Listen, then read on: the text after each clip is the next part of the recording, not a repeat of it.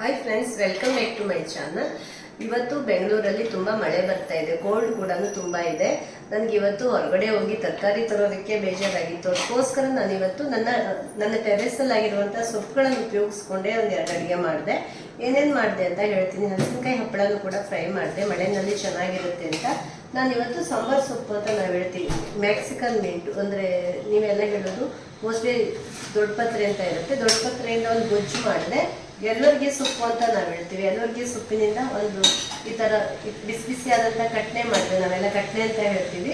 ಹಾಗೆ ಒಂದು ಸಾಂಬಾರು ಮಾಡಿದೆ. ಸಾಂಬಾರ್ಗೂ ಕೂಡ ಅಷ್ಟೇ ನಾನು ಈರುಳ್ಳಿ ಅಷ್ಟೇ ಹಾಕಿದ್ದೀನಿ. ನಾನು ಹೇಳಿದೆ ಅಲ್ವಾ ತರಕಾರಿ ಎಲ್ಲ ಖಾಲಿಯಾಗಿತ್ತು ಅಂತ. ನಾನು ಊರಿಂದ ನಿನ್ನೆ ಅಷ್ಟೇ ಬಂದಿರೋದ್ರಿಂದ ತರಕಾರಿ ಕೂಡ ಇಲ್ಲಾಗಿತ್ತು. ಅದಕ್ಕೋಸ್ಕರ ಇದು ಮೂರೇನೇ ಅಡುಗೆ ಮಾಡಿದ್ದೀನಿ. ಬಿಸಿ ಬಿಸಿಯಾಗಿ ಚೆನ್ನಾಗಿರುತ್ತೆ ಅಂತ ನಾನು ಈ ಥರ ಅಡುಗೆನ ಮಾಡಿದೆ. ನಿಮಗೂ ಕೂಡ ಮಲೆನಾಡಿನ ಅಡುಗೆ ಇಷ್ಟ ಆಗುತ್ತೆ ಅಂತ ಅನ್ಕೋತಾ ಇದ್ದೀನಿ ಫ್ರೆಂಡ್ಸ್. ಇದರಲ್ಲಿ ಅದರ ಅಡುಗೆ ರೆಸಿಪಿ ಬೇಕು ಅಂದರೆ ನಾನು ಸಪ್ರೇಟಾಗಿ ಪೋಸ್ಟ್ ಮಾಡ್ತೀನಿ. ನಾನು ಮೊದಲಿಗೆ ಸಾಂಬಾರ್ ಸೊಪ್ಪು ಅಂದರೆ ದೊಡ್ಡ ಪತ್ರೆಯ ಗೊಜ್ಜನ್ನು ಮಾಡಿರೋದು, ಕಡಲೆಬೇಳೆಯನ್ನು ಹಾಕಿ ನಾನು ಸಿಹಿಯಾದಂಥ ಗೊಜ್ಜು ಮಾಡಿದ್ದೀನಿ. ಕಡಲೆಬೇಳೆ ಮತ್ತು ಒಣಮೆಣಸಿನ ಜೊತೆಗೆ ಸಾಂಬಾರ್ ಸೊಪ್ಪನ್ನು ಹುರಿದು, ಇದಕ್ಕೆ ಇಂಗು ಬೆಳ್ಳುಳ್ಳಿ ಏನನ್ನೂ ಹಾಕೋದಿಲ್ಲ, ಯಾಕೆಂದರೆ ದೊಡ್ಡ ಪತ್ರೆಯ ಫ್ಲೇವರೇ ಚೆನ್ನಾಗಿರುತ್ತೆ ಅಂತ. ನೋಡಿ, ಇವಾಗ ಗೊಜ್ಜು ರೆಡಿಯಾಗಿದೆ. ಇದಕ್ಕೆ ಸ್ವಲ್ಪ ಬೆಲ್ಲ ಮತ್ತು ಹುಣಸೆಹಣ್ಣು ಎಲ್ಲವನ್ನು ಸೇರಿಸ್ಬೇಕು. ಉಪ್ಪು, ಹುಳಿ, ಖಾರ ಎಲ್ಲ ಸೇರಿಕೊಂಡು ಚೆನ್ನಾಗಿರುತ್ತೆ. ಹಾಗೆಯೇ ಎಲ್ವರ್ಗೆ ಕಟ್ನೆ ಮಾಡೋದಕ್ಕೂ ಕೂಡ ಅಷ್ಟೇ, ಎಲ್ವರ್ಗೆ ಸೊಪ್ಪನ್ನು ತುಪ್ಪದಲ್ಲಿ ಹುರಿದು ಅದರ ಜೊತೆಗೆ ಸ್ವಲ್ಪ ಜೀರಿಗೆ ಮತ್ತು ಕಾಳುಮೆಣಸು, ಸೂಜಿ ಮೆಣಸು ಎಲ್ಲವನ್ನು ನಾನು ಹಾಕ್ತೀನಿ. ಸ್ವಲ್ಪ ಹುಣಸೆಹಣ್ಣನ್ನು ಕೂಡ ಸೇರಿಸಿ ರುಬ್ತೀನಿ. ಇದು ಕೂಡ ಅಷ್ಟೇ ಉಪ್ಪು, ಹುಳಿ, ಖಾರ ಎಲ್ಲ ಸಮನಾಗಿ ಬೆರೆತು ತುಂಬ ಚೆನ್ನಾಗಿರುತ್ತೆ. ಈ ತರಹ ಅಡುಗೆಗಳು ಮಳೆಗಾಲದಲ್ಲಿ ತುಂಬಾ ಇಷ್ಟ ಆಗುತ್ತೆ.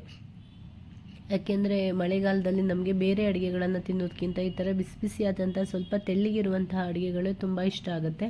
ಅದರಲ್ಲೂ ನಮಗೆಲ್ಲ ಮದುವೆನ ಮುಗಿಸ್ಕೊಂಡು ಬಂದು ಸ್ವಲ್ಪ ಕೋಲ್ಡ್ ಥರ ಆಗಿತ್ತವು, ಅದಕ್ಕೋಸ್ಕರ ಈ ತರಹ ಅಡುಗೆಗಳು ತುಂಬ ಚೆನ್ನಾಗಾಗುತ್ತೆ ಅಂತ ನಾನು ಈ ಥರ ರೆಸಿಪಿಯನ್ನು ಟ್ರೈ ಮಾಡ್ತಾ ಇದ್ದೀನಿ. ನಿಮಗೂ ಕೂಡ ಮಲೆನಾಡಿನ ಸಿಂಪಲ್ ಅಡುಗೆಗಳು ಇಷ್ಟ ಆಗುತ್ತೆ ಅಂತಾದರೆ ಯಾವ ಅಡುಗೆ ರೆಸಿಪಿ ಬೇಕು ಅಂತ ಹೇಳಿ, ನಾನು ಆ ರೆಸಿಪಿಯನ್ನು ಮಾಡಿ ಖಂಡಿತ ವಿಡಿಯೋವನ್ನು ಹಾಕ್ತೀನಿ. ನೀವು ನನ್ನ ಚಾನಲನ್ನು ನೋಡ್ತಾ ಇದ್ದೀರಾ, ಸಬ್ಸ್ಕ್ರೈಬ್ ಮಾಡ್ಕೊಂಡಿಲ್ಲ ಇನ್ನು ಅಂತಾದರೆ ಫ್ರೆಂಡ್ಸ್, ನನ್ನ ಚಾನಲನ್ನು ಸಬ್ಸ್ಕ್ರೈಬ್ ಮಾಡ್ಕೊಳ್ಳೋದಕ್ಕೆ ಮರಿಬೇಡಿ. ಪಕ್ಕದಲ್ಲಿರುವಂಥ ಬೆಲ್ ಬಟನನ್ನು ಪ್ರೆಸ್ ಮಾಡಿ. ನನ್ನ ವಿಡಿಯೋಗಳ ನೋಟಿಫಿಕೇಷನ್ ನಿಮಗೆ ಈಸಿಯಾಗಿ ಸಿಗುತ್ತೆ. ಹಾಗೆ ವಿಡಿಯೋ ಇಷ್ಟ ಆದರೆ ಲೈಕ್ ಮಾಡಿ, ಶೇರ್ ಮಾಡೋದಕ್ಕೂ ಕೂಡ ಮರಿಬೇಡಿ. ನೋಡಿ ಎಷ್ಟು ಬೇಗ ನಾನು ಇವತ್ತಿನ ಅಡುಗೆಗಳೆಲ್ಲ ಮುಗೀತು ಅಂತ ನೀವೇ ನೋಡಿರ್ತೀರಾ. ಈ ಥರ ಅಡುಗೆಗಳನ್ನು ಮಾಡೋದಕ್ಕೆ ಜಾಸ್ತಿ ಟೈಮೂ ಬೇಕಾಗಲ್ಲ ಮತ್ತು ಜಾಸ್ತಿ ಸಾಮಗ್ರಿಗಳು ಬೇಕಾಗಲ್ಲ. ಮನೆಯಲ್ಲಿ ಇರುವಂತಹ ಕೆಲವೊಂದೇ ಸಾಮಗ್ರಿಗಳನ್ನು ಉಪಯೋಗಿಸ್ಕೊಂಡು ಈ ಥರ ಅಡುಗೆಗಳನ್ನು ಮಾಡ್ಬೋದು. ಹಾಗೆ ಮಳೆಗಾಲದಲ್ಲಿ ಈ ಥರ ಅಡುಗೆಗಳು ತುಂಬಾ ಆರೋಗ್ಯಕ್ಕೂ ಕೂಡ ಒಳ್ಳೆಯದು ಅಂತ ಮಲೆನಾಡಿನ ಜನರು ಈ ಥರ ಅಡುಗೆಗಳನ್ನು ಜಾಸ್ತಿ ಟ್ರೈ ಮಾಡ್ತಾರೆ. ಇದು ನೆಗಡಿ, ಕೆಮ್ಮು, ಶೀತ ಈ ಥರ ಎಲ್ಲ ಆಗಿರುತ್ತಲ್ವ, ಅವಾಗೆಲ್ಲ ನಮಗೆ ಆರೋಗ್ಯಕ್ಕೂ ಒಳ್ಳೆಯದಾಗಿರುತ್ತೆ, ಗಂಟ್ಲಿಗೂ ಆರಾಮಾಗುತ್ತೆ. ನೆಗಡಿ ಎಲ್ಲ ಇದ್ರೂ ಕೂಡ ಚಿಕ್ಕ ಪುಟ್ಟ ನೆಗಡಿಗಳು ಅವು ಕೂಡ ಬೇಗ ಆರಾಮಾಗುತ್ತೆ ಅಂತ ಈ ಅಡುಗೆಗಳನ್ನು ಮಾಡ್ತಾರೆ. ಇವತ್ತಿನ ವಿಡಿಯೋ ನಿಮಗೆಲ್ಲ ಇಷ್ಟ ಆಯಿತು ಅಂತ ಅನ್ಕೋತಾ ಇದ್ದೀನಿ ಫ್ರೆಂಡ್ಸ್. ಬಾಯ್ ಬಾಯ್.